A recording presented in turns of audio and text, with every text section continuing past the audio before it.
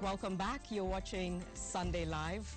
And welcome to our Face-Off segment. We have the same guest we had last Sunday, Jennifer Shamala, lawyer, and journalist David Makali. Thank you both for talking to us again. We always appreciate your views and your feedback.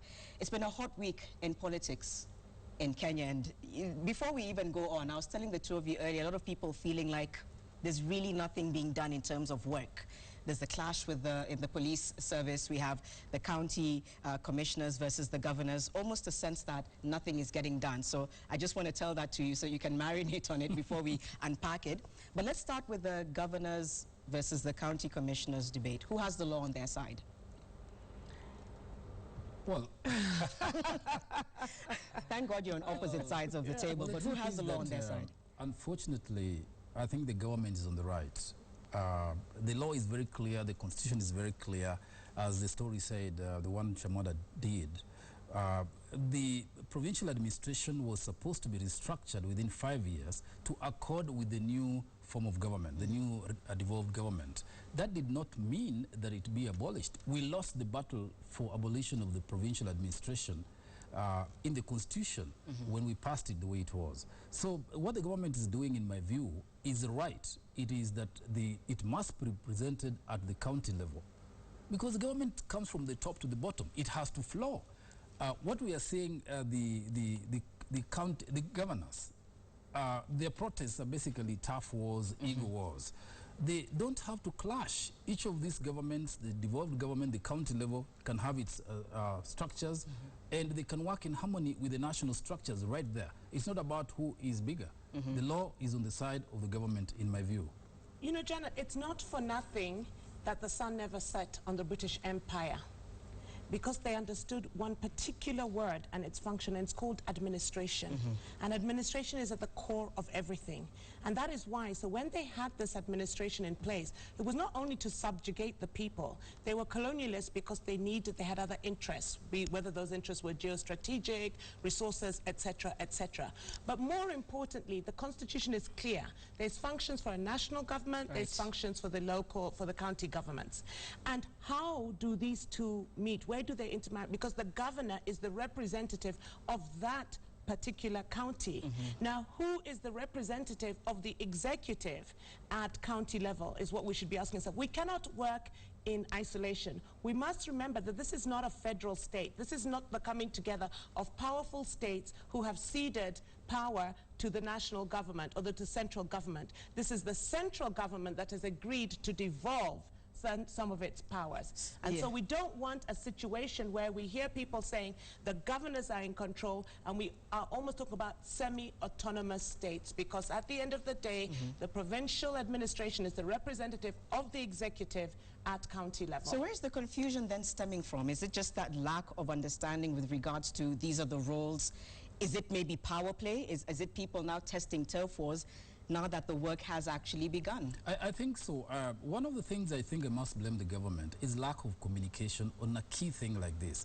How many Kenyans know, for example, that there is a law that actually puts in place county commissioners? There is a law. But when you talk to ordinary people, they say, oh, the provincial administration was abolished, so these people were stopped, the court threw them out, and so forth. They don't have a role. But the court threw them out. Then after that, government and parliament passed the National Government Coordination Act, which then legitimized the county commissioners. So the public doesn't know. And then the worst part of it is that the governors are taking advantage of that apparent ignorance to begin inciting the public. I would not blame the government. There I would do an audit on the billions of shillings in US dollars and other currencies that were poured in to civil society organizations to educate the public on what the Constitution was about. So up until now, if there is confusion on what the role of a governor is and what the role of the, and what are the functions of national government vis-a-vis county governments, then that is the role we should ask, because there was a lot of civic education going on before we voted on this, on the Constitution. So there's not the role of the government. I'm surprised that, you know, Jennifer can actually take a government function and give it to an informal organization called NGOs or civil society. Civil society only comes in to mitigate, to assist where government is not performing. I'm not talking about the roles. I'm talking about the understanding of the roles. That is exactly what I'm talking about. The education of the public is a function of the government. Civic education, political education is a function of the government. When laws are passed, they are put in the Kenya Gazette. It is part of the government's effort to reach out to educate the people of existing legislation. This law was passed. The public doesn't know it exists. People believe that county commissioners are in office illegally. People can even lynch them. Yet they're actually in office legally, and the government is supposed to function using them. So the government needs to do something about that. In the county governors, the governors ought to take their role and eat their cake as was baked in the Constitution. They should not aspire to have more. After all, if you look at the Constitution, some of the functions which are given to county governments are not even going to be given to those county governments yet. They'll progressively get some of those functions. I think there's an issue so what here will happen if the national government is not there to actually perform those tasks? But the reality is that there was this perception that devolution was the county government independent, and that is why you see the president and the immediate former president talking about one unitary state, one indivisible state, because you have a situation whereby it has been implanted, embedded in the minds of the people that actually we are independent states coming together like as a federal state. That's not the case, and I still will reiterate that it was this role of civil society to educate the people on that matter. There's an issue a lot that's coming up with regards to civic education, and I want to move on to the next issue. A lot of people, even on Twitter, saying there almost seems to be a lack of clarity with regards to different roles and what the Constitution says. It almost seems like there needs to be re-education for people to fully understand these different roles. For instance, let's take a look at the members of parliament, their threats, their bribes vis-a-vis constitutional safeguarding. They've been threatening and bribing. They've been talking about how if there's Kenyans who earn less than 50,000, we want to make sure they're not taxed. I'll just put this out there. Is any of this even credible? Is any of this even doable? Yeah, first of all, I wouldn't call it a threat. To offer that anyone who earns under 50,000 would be quite welcome. It's not even a bribe. I think that we've come to a situation where we're now seeing the principle of the separation of powers actually living itself out. It was one of the most fascinating weeks to see this playing itself out. If we must recognize that the wage bill is far too high, and it's going to get even higher with devolution. And if it's going to take Parliament, who we may not seem, and I say this to be credible, to point this out, then so be it. So you agree with the MPs on that, no, on that I'm point? Yes, if so be, because for example, the commissions, I don't see why we have to have huge, because they are these big commissions with 8 commissioners on every commission.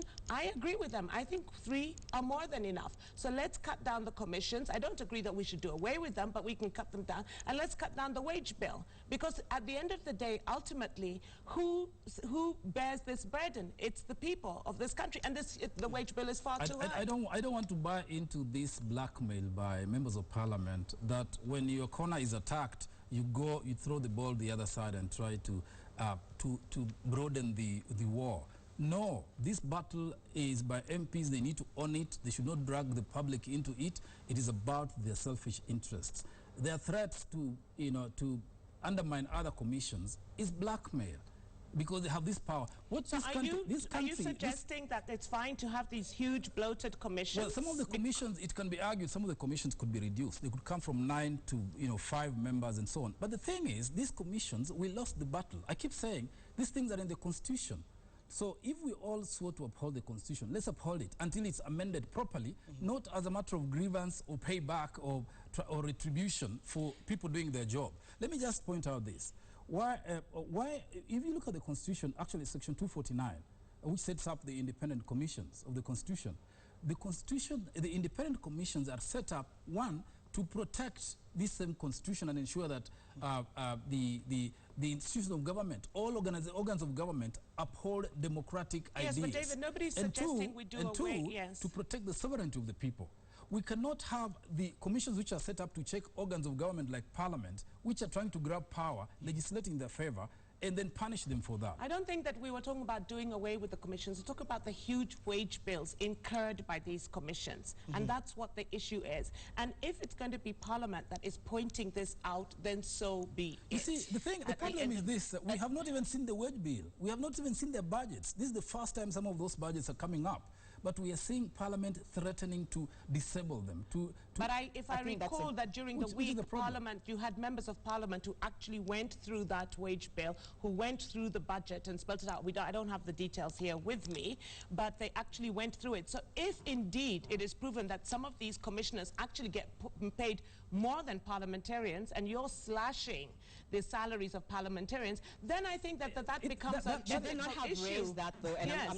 not that I'm citing, but should the MPs not have raised that in the interest of Wananchi before all of this even came to the fore? It almost seems like it's reactionary. Life is such that you have situations where you then have a convergence of interest. Now, if you have a convergence of interest that is going to be beneficial to the people of this country, then so be it. Let me first clarify this. The salaries and packages of those constitutional commissions were set long ago by the same parliamentarians. They had no issues when they set up those commissions, the membership, the recruitment, the staffing of those commissions.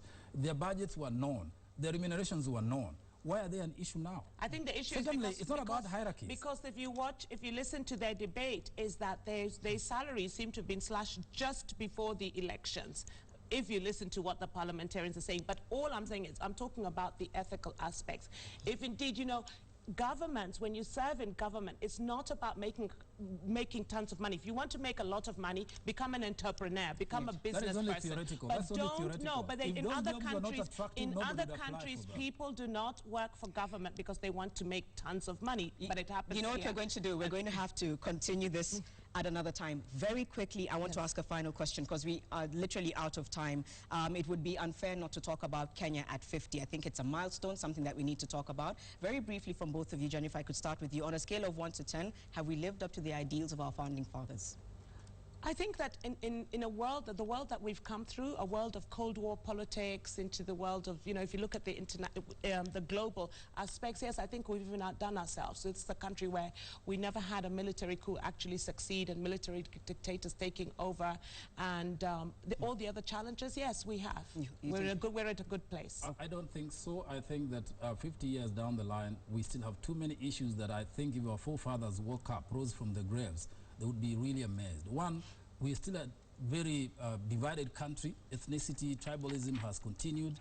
Our governance, which we wanted to govern ourselves better from the colonial masters, we still have governance issues, no democratic ideals. We're still struggling. So you don't think... I think that we're performing at 40%. 4 out of 10 would be my mark. Look, I look forward to hearing, I think especially the MP's debacle. We're definitely going to have to touch on that again next time. As always, time is never enough, but thank you so much, both of you. Thank you, Janet. Thank you so much, both of you, for coming. Let's now move on. And on the same subject of Kenya at 50, 3 Kenyans have written 3 letters to Kenya